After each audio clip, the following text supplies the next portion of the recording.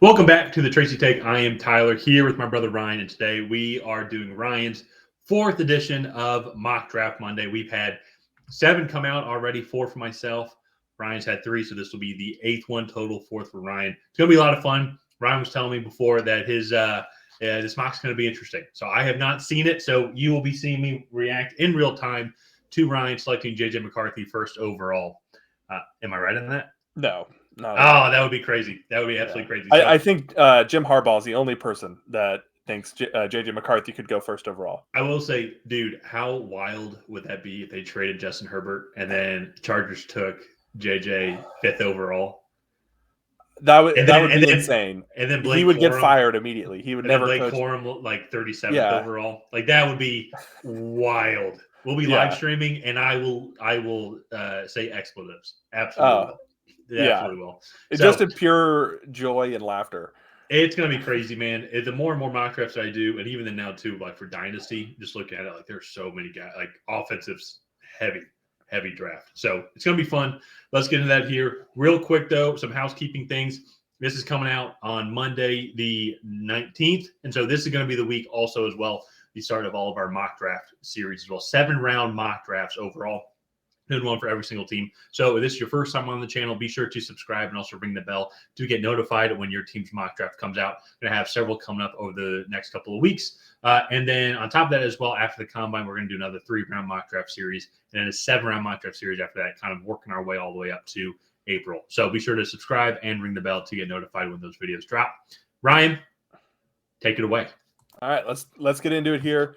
So we are using PFF's board in this one, as you can see. So starting out with pick number 1, the Chicago Bears. Look, we've been very consistent, I think, over the last month and a half, just saying until heard otherwise, the Chicago Bears are taking Caleb Williams here at pick number 1. I just think it makes sense. You reset that rookie contract clock. You also will get assets for Justin Fields back. And then also, I still think Caleb Williams might be a better player right now than Justin Fields. And there's still questions about Justin Fields going into this season in his 4th year. So they're going to take Caleb Williams here. But at pick number 2, this is where I'm going to mix things up a little bit. So far, we've had Drake May just about every single time going to the Washington Commanders. But Cliff Kingsbury being there, I do think that they will want a more athletic passer. And yes, I am going to go with Jaden Daniels. He is all the way down here for some reason on PFF's board. But I think you look at his throwing ability, and he is a top-tier passer in this draft class. He throws to all 3 levels of the field well. He does struggle a little bit with linebackers and rotating coverages over the middle. However, he has shown a lot of growth in the ability to read those coverages. And I think that there's still a lot of room for improvement there. He has good arm strength, not quite the same as Caleb Williams or Drake May here, but in that Cliff Kingsbury offense, I think getting a guy as athletic as Jaden Daniels would really be able to open things up. And to me, my pro comp for Jaden Daniels actually is Kyler Murray. I know he's 6'4", but he's a smaller 6'4", at only 205, 210 pounds. He doesn't quite have the arm that Kyler Murray does, but I think they're pretty comparable. And you think about what they can do in the open field. I think Jaden Daniels is a really solid fit there for the Washington Commanders. So that does leave Drake May here on the board at pick 3. I will say part of what has led me to take Jaden Daniels over Drake May is just, and I get there are a lot of people kind of jumping on Drake May at the moment. I just think there are maybe a few more flaws to his game than we thought coming out of the 2022 season, where he does kind of just get sloppy and lazy in the pocket with his footwork, which leads to some inaccurate throws. And he does sometimes try to play hero ball when he shouldn't, and he should just take either take the loss, throw the ball away, and live to die another day. But he is also only 21 years old. He's the youngest prospect of the top 3 quarterbacks. And I think you get him in this Patriots system. You have Ben McAdoo, Alex Van Pelt. This is what you brought all these guys in to do, is develop a quarterback here. So I'm going to go with Drake May here at pick number 3. And here at pick 4, this is actually where I'm going to have my first trade. of this mock draft. I'm going to have the New York Jets come up here. They're going to offer 10. Sorry, I have the trade written out over here on the right. 72, and then 2025 round 2 for pick 4. Do that, and this is where I'm going to have Joe Alt come off the board.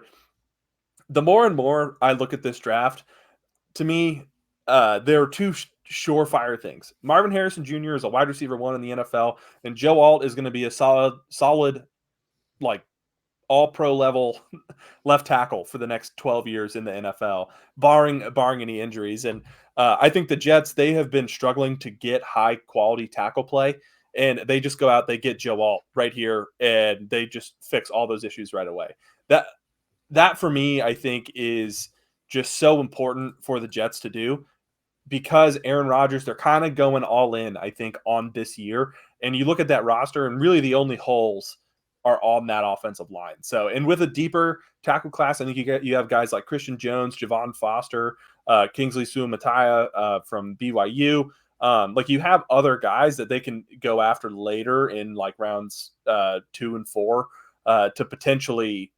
Well, actually, they don't have a second round pick, but in rounds 4 to get another tackle to help solidify that offensive line, kind of there behind or in front of Aaron Rodgers. So here at pick number 5, Marvin Harrison Jr. is going to go to the Los Angeles Chargers. I know getting Harbaugh there, Michigan, Ohio State, going to be some tension there, but I think Harbaugh will recognize the immense talent that Marvin Harrison Jr. has. Mike Williams is in a sticky contract situation. The Chargers are -30 under the cap. If they cut Mike Williams, I think if they release him with a post-June 1st designation, they save like $16 million on their cap. I think they can go and get Marvin Harrison Jr. They have Quentin Johnston already. And so Marvin Harrison Jr. becomes a Charger. Here at pick 6, the New York Giants are going to go with Malik Neighbors. To me, almost as enticing of a wide receiver prospect of Marvin Harrison Jr. And it, in some facets, I think he could be better. I will say I think he's much more explosive, but he's not quite as refined in like the route running precision that Marvin Harrison Jr. is. But I think both guys clear number 1 wide receivers in the NFL both days, or both from day one. So just, I don't think you can go wrong with either of these guys. I think these guys are 2 of the best wide receiver prospects we've seen in a very long time. And I think you look back at the 2021 wide receiver class with Devontae Smith, Jalen Waddle, Jamar Chase. This class, I think, is significantly better, simply because I think you have 3 guys here that are going to go in the top 10 that I think are comparable to Jamar Chase and Malik Neighbors, Marvin Harrison Jr., and then Rome Odunze, who we'll be talking about here in a second. So we're going to go with Malik Neighbors here at 6. Here at 7, I believe this was the same in my last mock draft, but I just really love the fit of Brock Bowers, especially with Joe Alt off the board. They get a really solid receiving weapon for, I almost said Will Tannehill, but Will Levis. And then I also think he's going to help out in that run game a ton. He's a very underrated run blocker. He's very physical at the point of contact, and it's just a really solid tight end option. Here at 8, I actually have another trade here. So this is where I actually have the Cardinals trading back up 10, and then they're going to offer pick 90 for pick 8. And this is where I have Rome Odunze coming off the board. So they do move back from 4 to 10, and then they end up going back up, similar to what they did last year. But Rome Odunze in this offense, I think if they're able to keep Hollywood Brown, I think he would be, I don't want to say second fiddle, because that makes it sound like he's not going to be the guy. But I think he would be a great complementary piece to that offense. Just, I think all of those parts would fit so well together. You have Michael Wilson from last year's draft. You have Hollywood Brown. And then you have Rome Odunze. I think those are 3 like really nice receiving pieces. Then you still have Paris Johnson in that offensive line playing well. They have James Conner, Kyler Murray. I think this would just really get this offense on a very solid track. So next up, the Chicago Bears. Oh, also with that trade, I did have Rome Odunze most likely going to the Chicago Bears, but the Cardinals have so much draft capital that I think them moving up and jumping over the Bears was a good move for them to make, just because at a certain point you can't add 15 new players to your roster just because you have so many guys under contract already. So them moving up, spending that extra capital to get the last of the tier 1 wide receivers is why I made that move. So here at 9, this is where I'm going to have my first defensive player come off the board, and it is Cooper DeJean. If you have not heard about Cooper DeJean and his just athletic background, you need to look it up because it is insane. He is like an all-American track athlete. He was recruited to play D2 basketball. He was like, I forget, like it was like Mr. Illinois when it came to football, because he was a quarterback, wide receiver, and a corner, like all on the same team. It is what he has done so far in his athletic career is nothing short of amazing.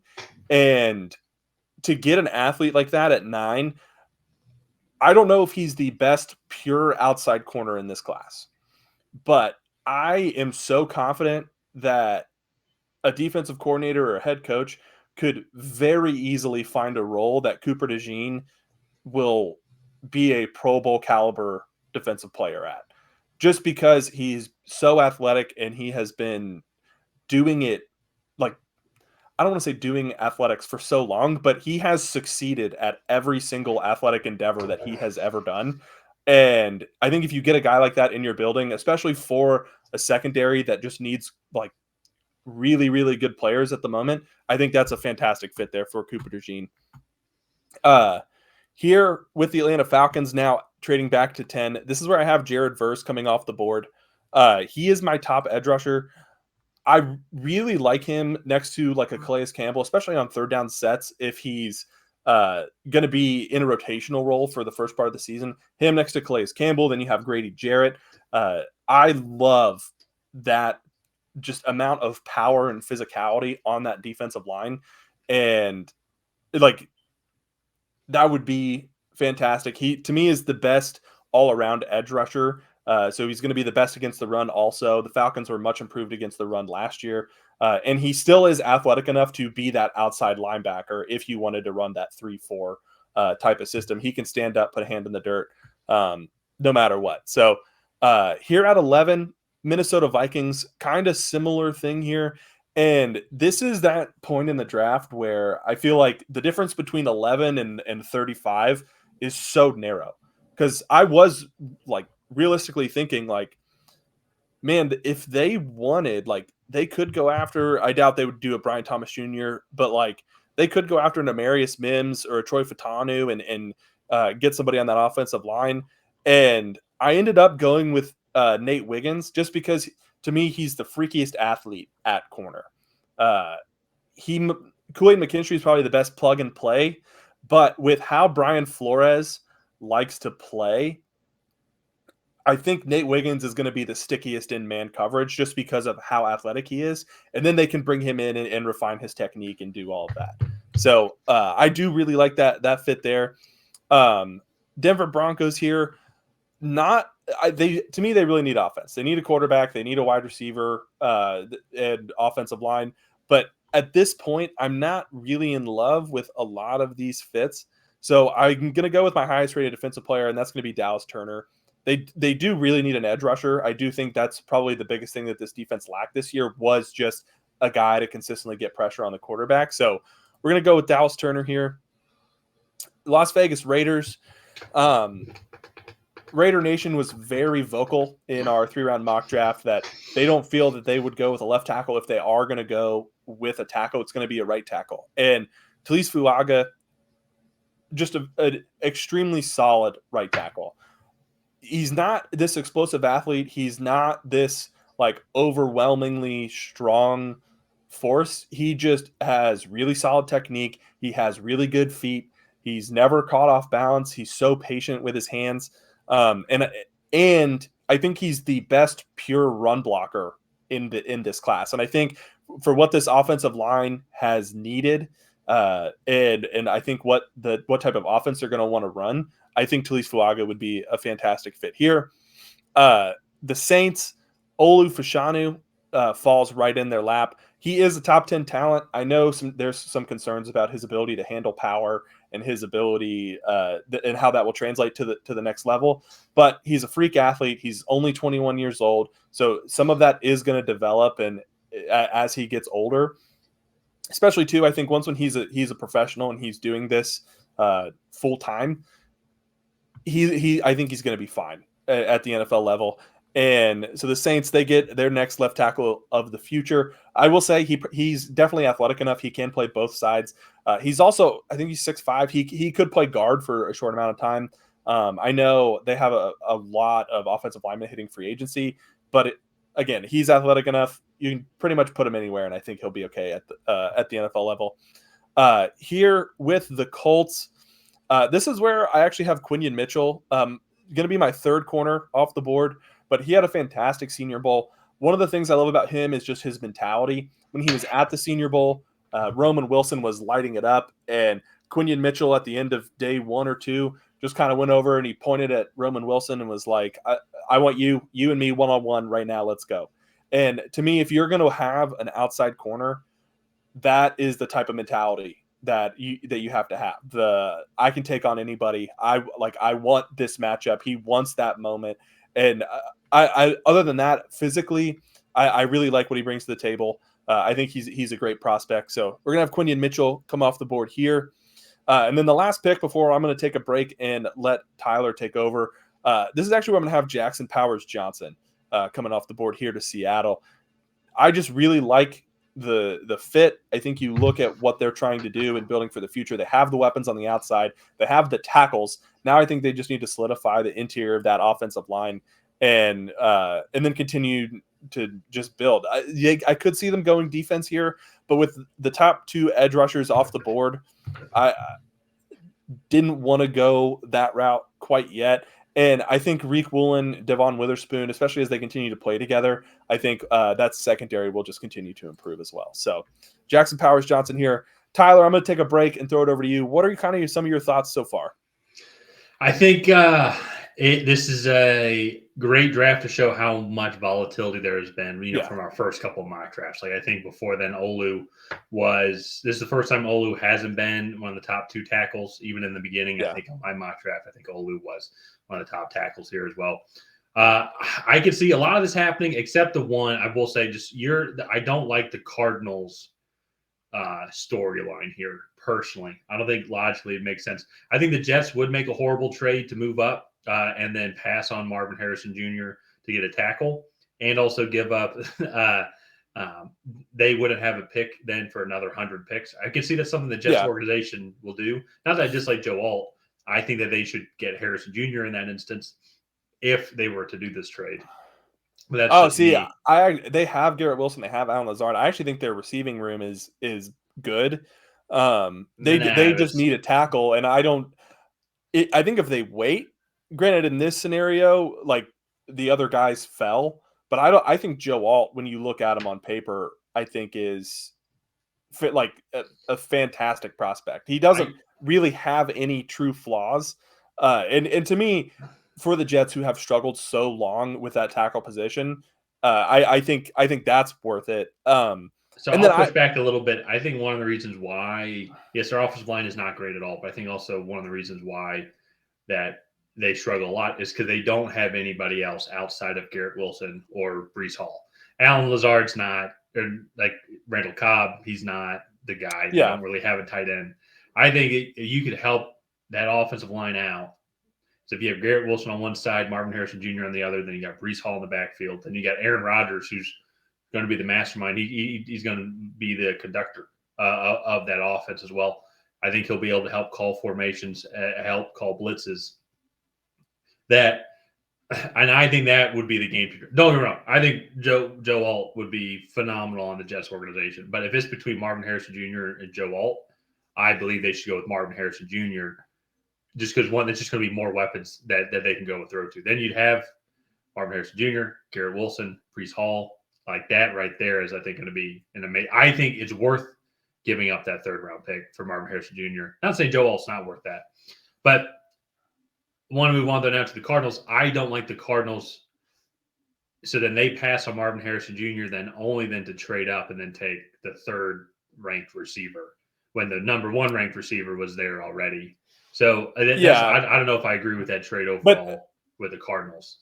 They do also get the additional picks as well, and I think one of the things that maybe I tried to illustrate with talking about Marvin Harrison Jr., Malik Neighbors, and Rome Odunze is on my board. Those guys are like they're so close in evaluations that if you can get more and take wide receiver 3, then that might be worth it in my eyes. Yeah. So no, it's possible. Like it's possible. Maybe they don't trade back and they take Rome Odunze as the 1st overall receiver. I think the more likely one would be Malik Neighbors because I think those two are like super elite, and then I think like Rome Odunze, he does remind me a lot of Jamar Chase, like as a prospect, and just his ability to win at all levels of the field and create. Yeah. So, I would say it's like every other pick, though. I mean, I can absolutely see happening, especially to like that Brock Bowers pick as well. I can see the Falcons trading back like how they did and still getting an edge rusher. I can see the Falcons trading back even farther, and then they can still get an edge rusher. Maybe if they want to go corner, or maybe if they wanted to get an interior guy, they need center badly, so they'd want to trade back and maybe get Jackson Powers Johnson, kind of help out that offense in that little bit different, unique way. In general, though, I don't hate any of these picks, which just goes to show you again how strong this draft class is. Yeah, no, it's a fantastic draft class. So let's get in here to pick 17 with the Jacksonville Jaguars. This is actually where I'm going to have Laiatu Latu coming off the board. The Jags don't have a ton of cap space. Josh Allen is an unrestricted free agent. I'm not sure if they will bring him back. There are a lot of reports that they might release Cam Robinson, save that money for the cap on the cap, and then extend Josh Allen like from there. But again, with a lot to be determined, I do think Josh Allen could potentially leave in free agency, get them an edge rusher there in Laiatu Latu, who had a great Senior Bowl. He's had a really productive career at UCLA. He has struggled with some injuries, and he is 24. So just like a few concerns there, but just a really good prospect all around. And they also still have not Travion Henderson, Trayvon Walker as well on the other side. So here at 18, Cincinnati Bengals, gonna update the interior here with Brian Murphy. I was really close between him and Johnny Newton. I do just think, given their struggles against the run last year, somebody like Byron Murphy is more stout against the run.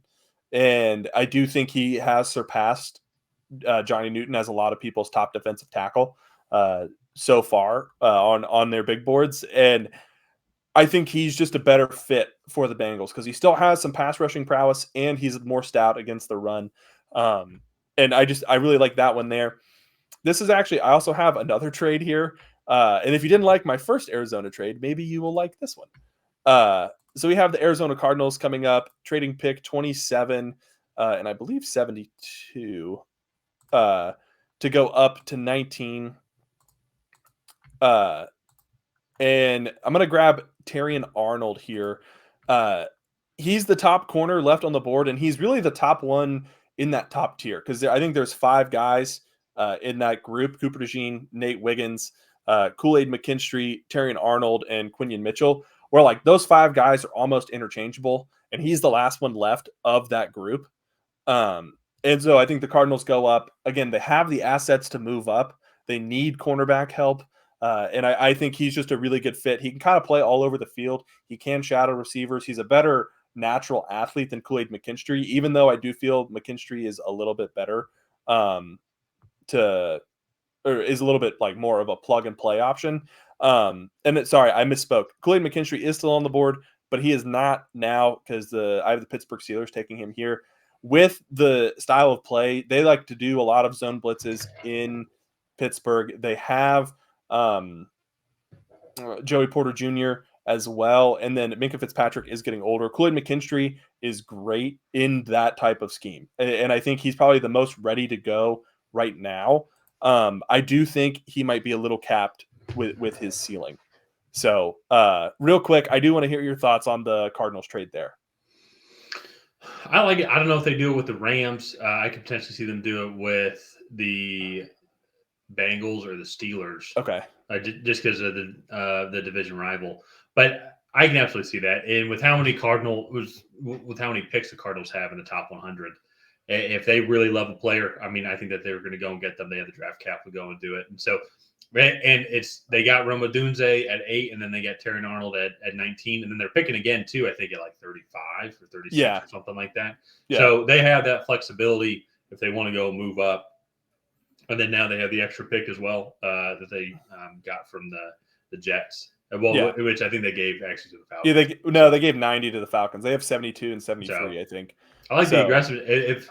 And that's one of the things too. It's hard for us to judge, and anybody on the internet to judge really what players teams fall in love with. Like for example, like for Atlanta Falcons, and why they got Bijan is like what Arthur Smith and Terry Fontenot was saying is like when you just fall in love with a player, you just want him to fall to you. And so there's going to be players like that where they could just imagine if we could get this guy in our system, we could do this, they could fit our scheming. And if Terry Arnold's going to be that guy, they have draft capital to go up and go and get him. Yeah, for sure. And I will say the more and more I think about it, there is a really big drop off at corner. Yeah. I think those corners are going to go quickly.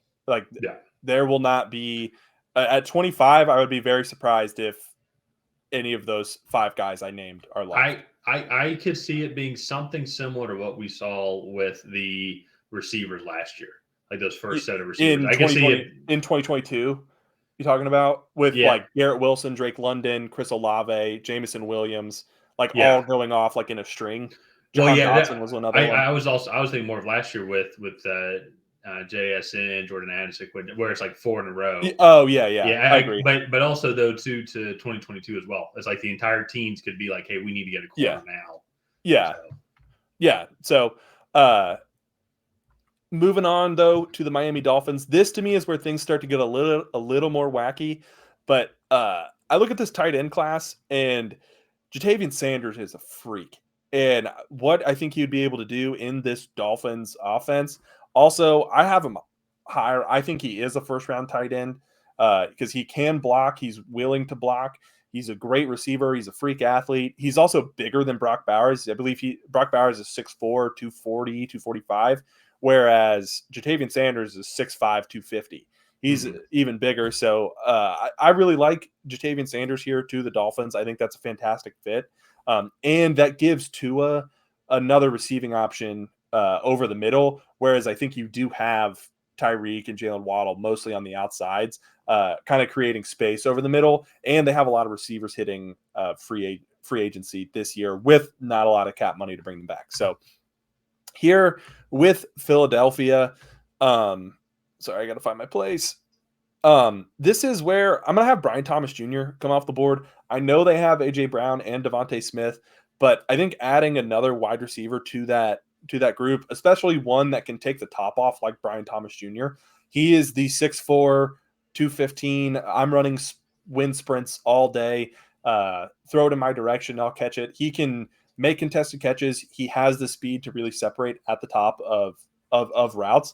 And I think if you're getting the ball in AJ Brown's hands and Devontae Smith's hands underneath, this is the type of receiver I think you want clearing it out for them over there. And with all of the, I know you don't really buy into this but with all of the drama around AJ Brown, I think if that relationship does sour, this is another level of depth, I think, in protection, I think, in favor of the Philadelphia Eagles to potentially trade AJ Brown and recoup a first-round pick or multiple day 2 picks for him. So I really like that fit there. Next up with the Houston Texans, I am going to go with Jerson Newton here. I think if you look at what they do well, Jonathan Grenard is a free agent, but they have Will Anderson, Jonathan Grenard if he does decide to come back, and then I think you throw Jerson Newton in the middle. That is 3 extremely potent pass rushers to have to deal with. And then you still have like the rest of the defense. Derek Stingley Jr. is a great defensive back talent. So I really like that fit here. I did say earlier he's not as great against the run. To me, I think it's an effort thing with him. I think you just have to get him in good shape, get him playing strong, and then he'll be better against the run.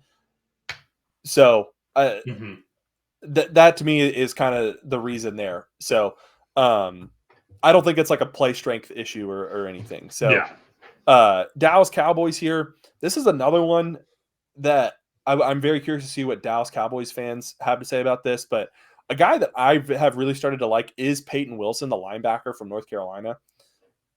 It is also a big need, I think, for the Cowboys, the middle of that defense. Leighton Vander Esch hurt his neck again last year and missed the rest of the season. I think he also is a free agent. And getting a guy like Peyton Wilson, about 264, 235, 240, he's going to be that rangy middle linebacker. He's a great athlete. He's really great at diagnosing plays kind of before the snap and like just knowing kind of what's coming and what his potential options are. And he shoots gaps really, really well in the run game. And I really like that fit there. You get them a nice linebacker to kind of play behind Mozzie Smith, Micah Parsons, DeMarcus Lawrence. Like you get a guy at that second level. Reminds me a little bit of not necessarily play style, but like Jack Campbell as that riser, I think, because this is a weaker linebacker class. I think Edric Cooper from Texas A&M could also potentially be a first round pick, but and I really like both of those guys, but there's just not a whole lot of like truly great linebackers at the top of this class. So or even just in general, and that's why I think too.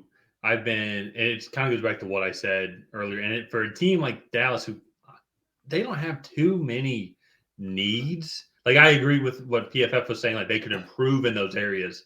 But honestly, you could go take that team that they had last year and run it back again. I bet they have probably similar results in 2024. But if there is a spot at linebacker position, and with how few, I would say, reasonably good tackles that there are, not tackles, linebackers that there are. Yeah. I think that's a possibility where it's like, hey, if our guy, if we don't think that our linebacker is going to be there and there's nobody else really on the board that we're in love with, I can absolutely see them going with Peyton Wilson or Edric Cooper or Jeremiah Trotter, whoever else that they really fall in love with. Yeah. So I like that fit there. Moving on to the Green Bay Packers, Troy Fautanu.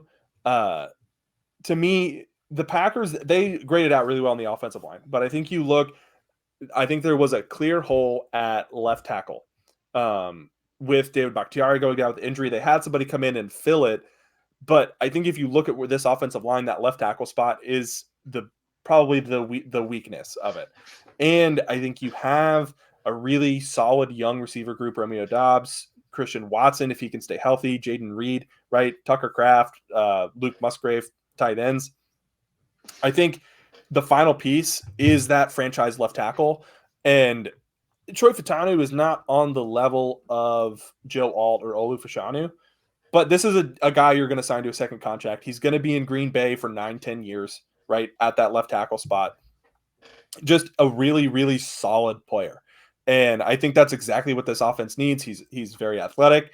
He has the length you want for a left tackle. And so I just think that's a really nice fit there. Tampa Bay Buccaneers, they need a lot. And I think they're going to be bringing back Baker. It doesn't sound like Mike Evans is getting back or is getting out of Tampa Bay. And I think they're going to be running it back. This defense was good last year. I think it definitely needs help in the secondary. But again, I'm just not in love with anybody in the secondary. I think they're going to need to be a team that potentially trades up if they're going to add a corner. So this is where I have J.C. Latham coming off the board, just because I think they kind of missed out on the run of corners. And I think right tackle, Tristan Wirfs kicked over to left tackle. He did great. The interior offensive linemen in this class, I'm not in love with at this point. I think they could definitely add a guy later in the second or third round, like a Cedric Van Pran, Cooper Beebe, even like an Andrew Rom from Oklahoma in rounds like 5, 6, maybe. So I like the JC Latham fit. He's a really like freak athlete here. And I think he instantly is an upgrade at that right tackle spot. So here at 27, this is where the Rams traded back. And I will say historically, I've had them take Bo Nix. And I do like Bo Nix as a potential developmental prospect, but you mentioned this to me this week and that you are growing higher on JJ McCarthy. So I went back and I watched some tape and I was like, on third downs, like when they were in third and long, they didn't just run the ball and punt and just give the ball back to the other team for their defense. Like they took shots. They trusted JJ McCarthy with the ball.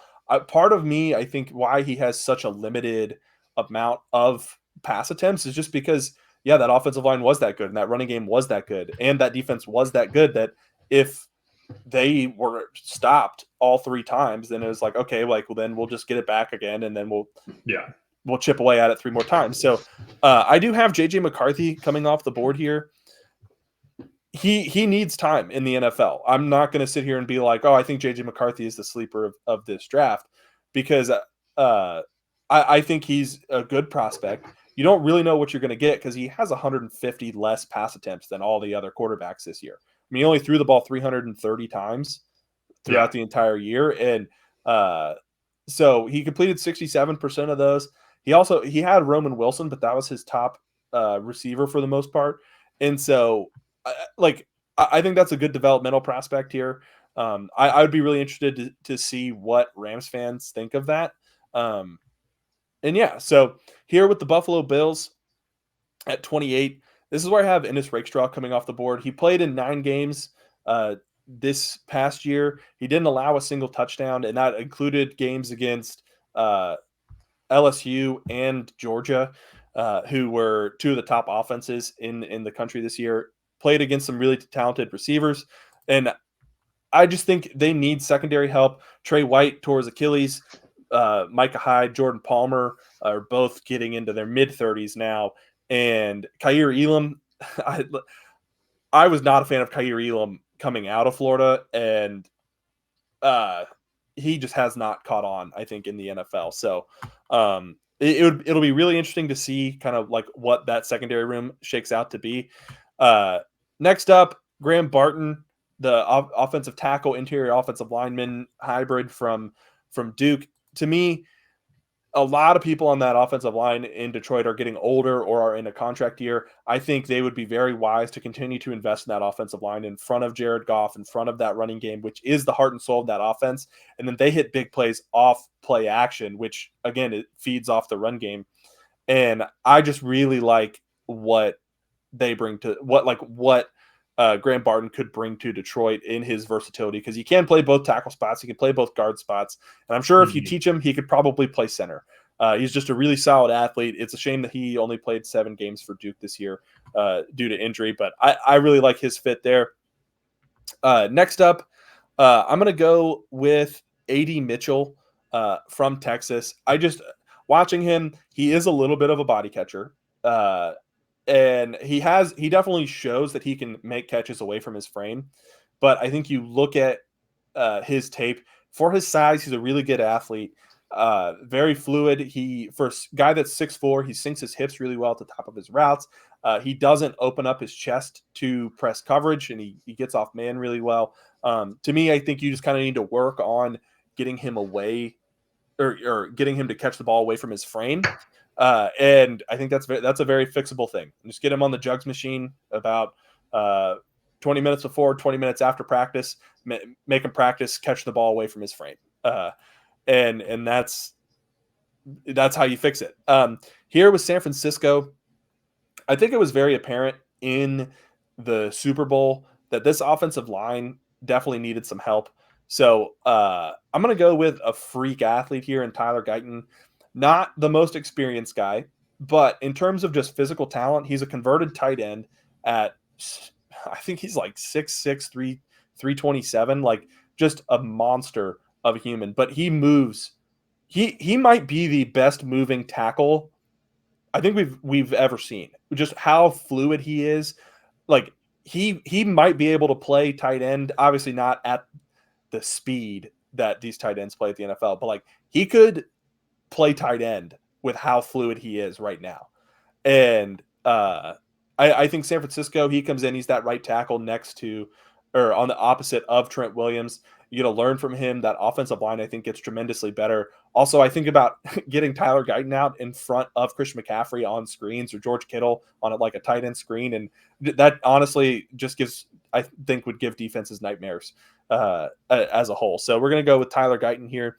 And then last but not least, your Super Bowl champions, they need receiver help. And I think this pick is going to get a lot of hate, but I have Keon Coleman here, and he doesn't get a lot of natural separation on paper.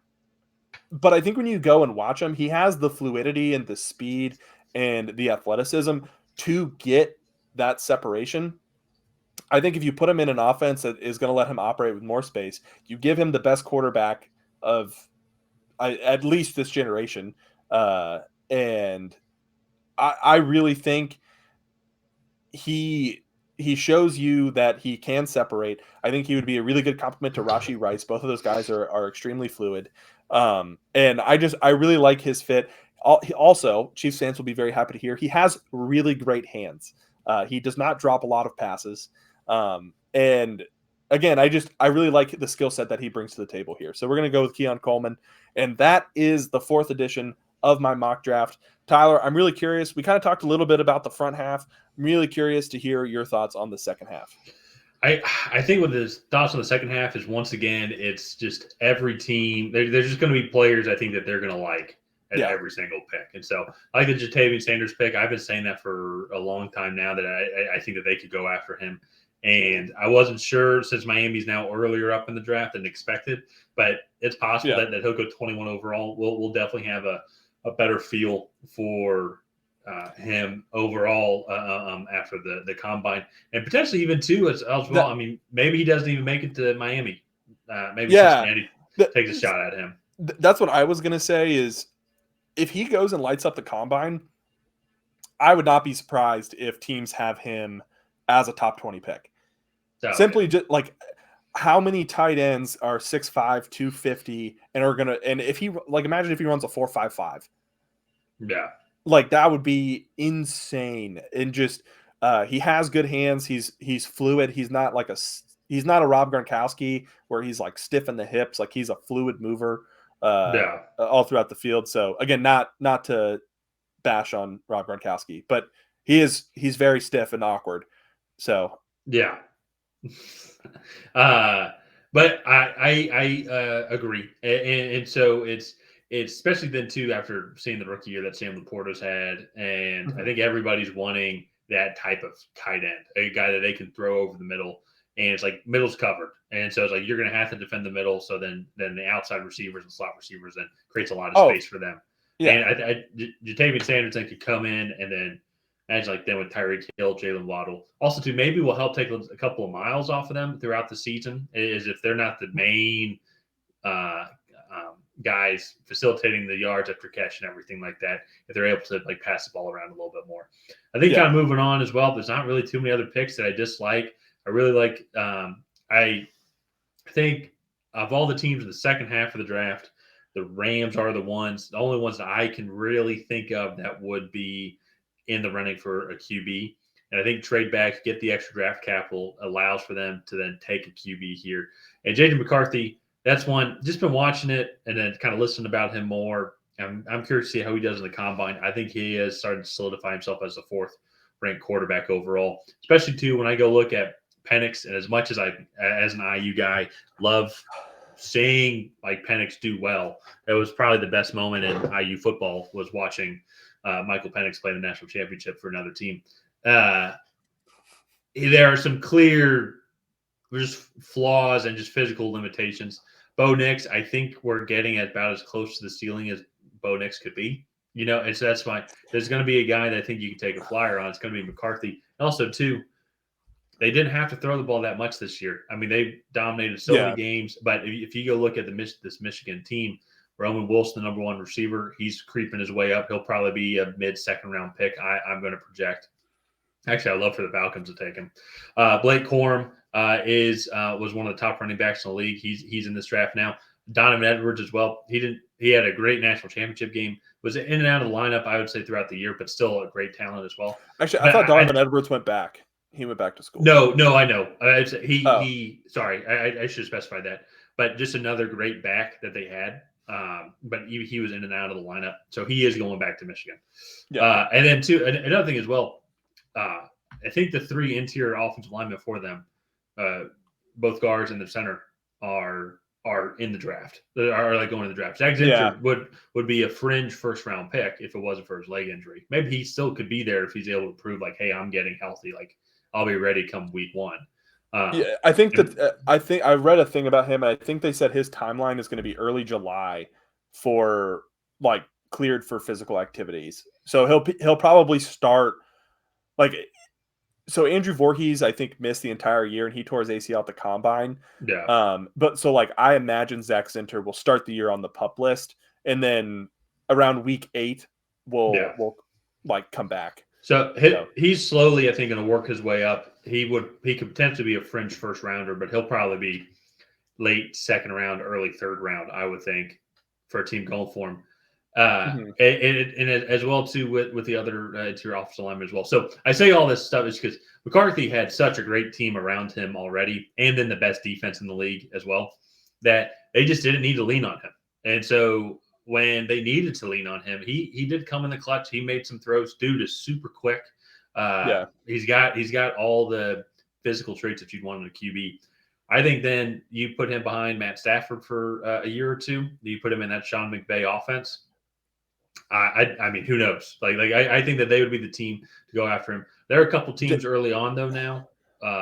Now if he keeps working his way up, like I'm looking at Denver immediately. Denver's a team I think they would take him. Falcons at 8. I don't know how I would feel about that. I could see them potentially doing that. If I were them and they're targeting JJ McCarthy, I would trade back. Maybe you're bringing a lot of risk there. You're bringing in a lot of risk. If we're talking about the Falcons, you're bringing a lot of risk if you trade back. Someone they could trade up because you don't have control over that. Yeah. So if that's gonna be the route that you go, it's like you go and try and get your guy. So scroll down a little bit more though. Let's move on. I agree with all these picks. Once again, too, there's so many different ways. I think that these guys could go. I could see the Lions going with A.D. Mitchell or Keon Coleman. I could see the Bills going with A.D. Mitchell, Keon Coleman as well. Actually, I think both those guys would work with the Bills. There's just so many different variables, and the butterfly effect after really like the third or fourth pick, it just kind of that's just going to sprinkle on down. It's going to be amazing what actually happens in April. Yeah, the thing that I find so fascinating is like you have these clumps of players, right? So you look at the first 8 picks, all offense. Yeah. Then you look at the next 4 picks, and it's all defense. And then it does kind of go back and forth. But then you have another run. You have another like clump of 4 defenders. Defenders. Then you have a couple of offensive players, and then you have I feel like tackles. I don't know. I just look at this draft and I feel like we're going to have this big run of offensive players, and we're going to have this big run of all the defensive players that just aren't quite rated as highly as all the offensive players. And then it's just a crapshoot from 15 to 40 on who all is just going to go where, because the difference between 15 to 40, not that big. And I will say a couple years ago I meant that in a not nice way. This year, that's a good thing. There are just so many really talented players. Yeah, that it's interesting. So, let's go ahead and wrap this up here. If you guys have not already, please go ahead and like and subscribe. Leave a comment down below on what you thought of my mock draft. Did you love it? Did you hate it? What would you do differently for your team? And other than that, we will see you guys next time.